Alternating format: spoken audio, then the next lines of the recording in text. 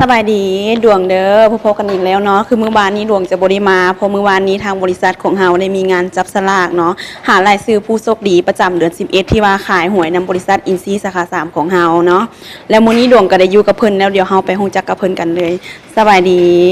โดยก่อนอื่นแม่นเฮาจะไปฮู้จักกับเพิ่นเนาะว่าชื่อเสียงแห่งนามเพิ่นเป็นจังไดเนาะเจ้าสบายดีค่อยชื่อดินนาอยู่บ้านนาแคเมืองไซธานีนครหลวงเวียงจันทน์โดยแล้วสมนาผู้ที่ว่าโชคดีเนาะได้คำหนึ่งสลึงในมื้อวานนี้เนาะแล้วเขาจะมาถามความรู้สึกของเพิ่นว่าที่ว่าเป็นผู้โชคดีได้คำหนึ่งสลึงนี้มีความรู้สึกเป็นจังไดตื่นเต้นแล้วก็ดีใจหลายบ่คิดว่าผ่านว่าตัวเองสิได้ โดยแล้วมีความรู้สึกเป็นจังไดที่ว่าขายหวยนำบริษัทของเฮาโดยก็สะดวกสบายดี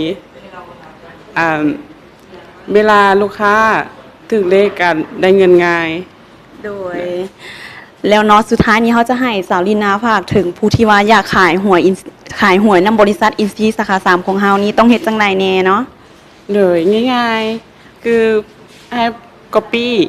บัตรประจำตัวสำเนาครัวใบยังยืนที่อยู่ได้ใบค้ำประกัน โดยแม่นแล้วเนาะเท่านั้นเนาะก็มีสิทธิ์ขายหวยแล้วก็เป็นมีสิทธิ์รุ่นเนาะครับรางวัลเนาะรางวัลที่1คือคำ1สลึงทุกท้ายเดือนเฮาจะมาแจกเนาะเพราะโปรโมชั่นของเฮาแม่นไผที่ว่าสร้างยอดขายได้5บ่ต่ำกว่า500,000เนาะในงวดหนึงมันได้คูปอง1ใบ4เดือนในเดือนหนึงมี4งวดก็สามารถได้4ใบแล้วก็มาลุ้น